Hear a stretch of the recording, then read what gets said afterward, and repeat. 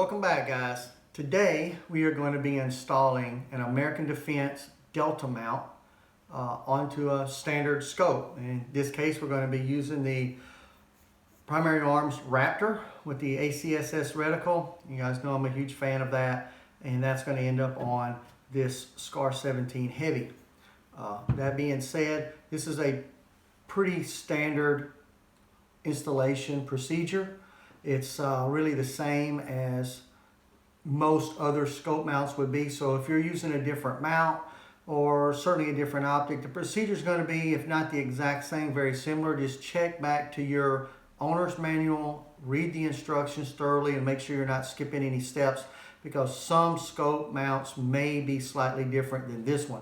But this installation video will cover how to put the scope into the mount and set the mount up. And this American Defense Delta mount is constructed really with the same techniques that all the other American Defense mounts are. So this procedure will work for most any of the American Defense mounts that you may have. So with that being said, let's look at all of the materials that you're going to need in order to complete this job. To complete the installation of this scope mount, you're going to need obviously your optic, your scope, whatever you're going to be using. American Defense Delta mount, or whatever mount you're going to be using. This mount has 8 hex screws that hold the top covers in place, and those get torqued by 25 inch-pounds. We'll be using our fat wrench today to torque those to 25 inch-pounds and ensure that they've got the proper torque rating for the scope. You're going to need a 9/64 bit. This hex key bit fits the screws that hold the scope together, or scope mount together. You're going to need some Vibratite. This Vibratite is a thread locker, and it comes with the mount that you purchase, or at least with the American Defense mounts. If you don't have a Vibratite thread locker, a blue Loctite typically works pretty well also. A couple of Q-tips, some acetone, a rag, and your wife's toothbrush. Oh, no, that's not happening.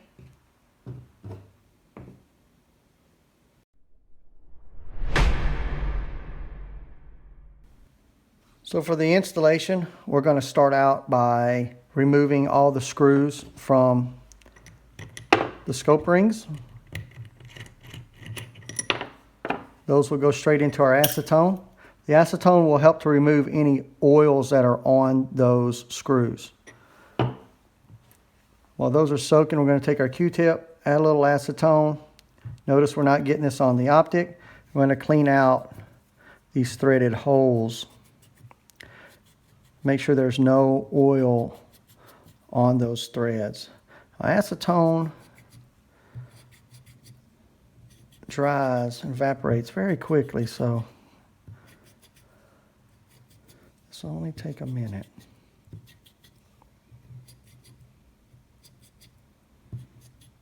All right, once we've got the oil cleaned out of those, set that aside, and we'll start taking out our screws, our toothbrush. Hit those threads. Make sure there's no oil left on those. We're going to do this until all 8 are complete. You can kind of tell when you've got all the oil off. They're not going to be shiny or wet looking anymore. They'll be more of a flat color.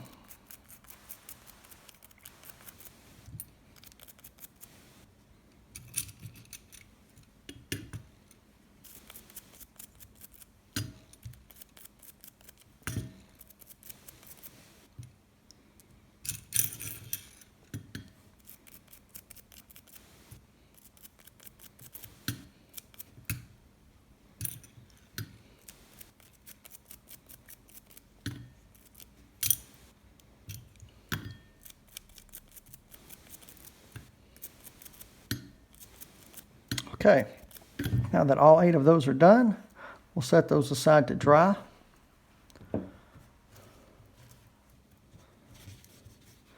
We're ready to lay our scope into our mount. There are a lot of different ways to align this and ensure that it's true and square to the mount. For this optic being a 600-yard optic, I will eyeball it and get what looks square to me. If you're a professional shooter and you're shooting 8-inch rings at 1,000 yards, you may use a more detailed procedure than this. But for shooting man-sized targets at 600 yards, this works just fine.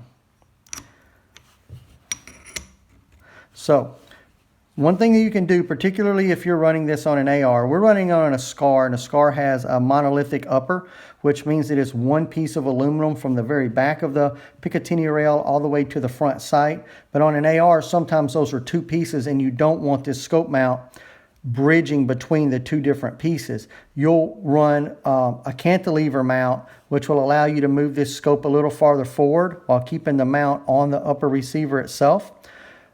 We don't have that issue on the SCAR, but what you do want to make sure is once this is mounted up, that you've got the proper distance between the scope and your eye. You can also use the Doppler ring back here to help adjust that.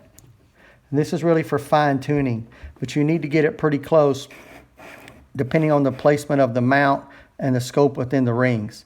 Again, since we're running the SCAR, that's not really a big deal here, and we can pretty much so place this anywhere in the rings that we want to place it, and it'll be just fine. We're going to start right here. We're going to take our thread locker, and we'll put one drop of thread locker on each screw, and we'll start to drop those into the mount.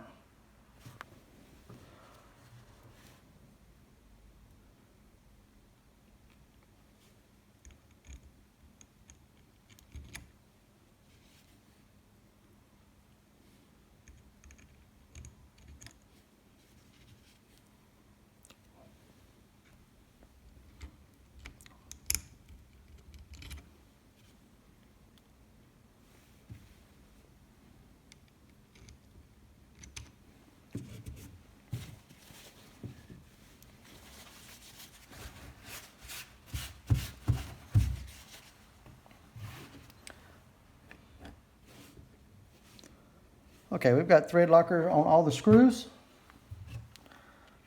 I'm going to run those in now. We're just going to take them down. Really, I'm just going to use this by hand. I'm just going to take these down just to where you barely feel any resistance at all. So we're not going to tighten these up because we still want to be able to move the scope within the rings.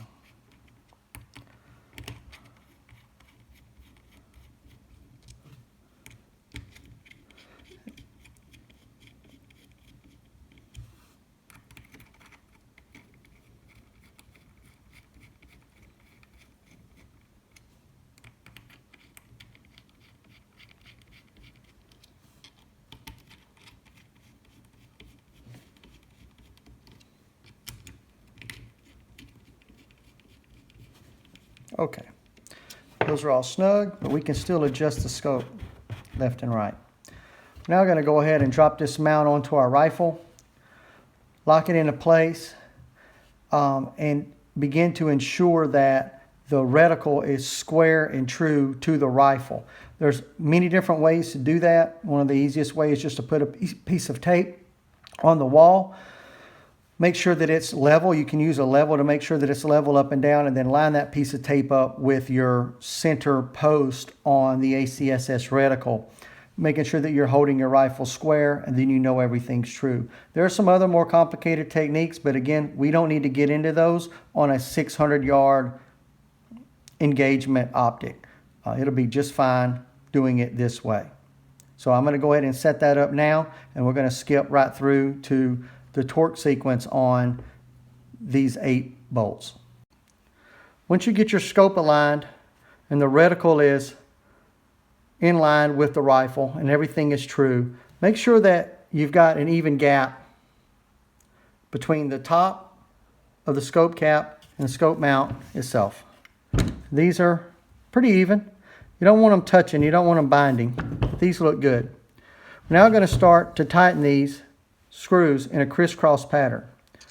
So we'll start at the bottom corner. We're just going to snug those down. Just remember, they're not very tight at this point. We're not putting too much pressure.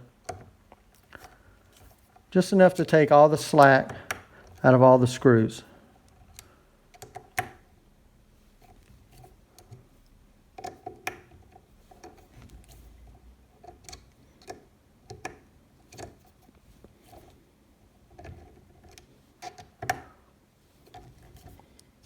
Okay, at this point, it's time to torque them into place.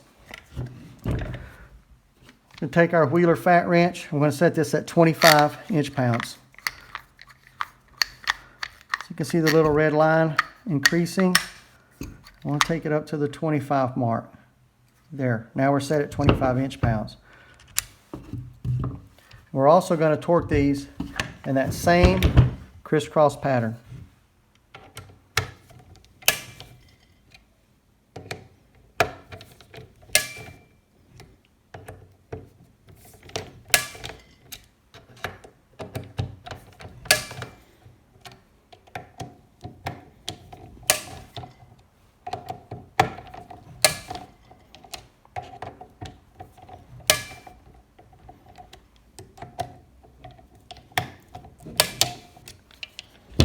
Okay, scope's now torqued into place.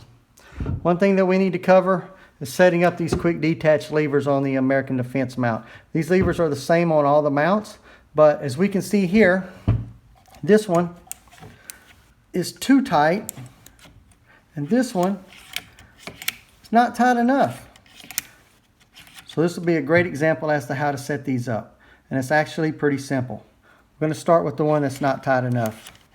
We're going to open it all the way up. We're going to press in on the lever side. And as we press in on the lever side, on the opposite side, it raises this nut. Since we're tightening it, we're going to turn it clockwise and then test it. Oh yeah, that's perfect. Now, this one's too tight. So same thing, we're going to press in on the lever side. We're going to loosen this one, so we're going to turn it counterclockwise and test it. Perfect. It was that simple. We're now ready to head to the range and put some rounds through this beast.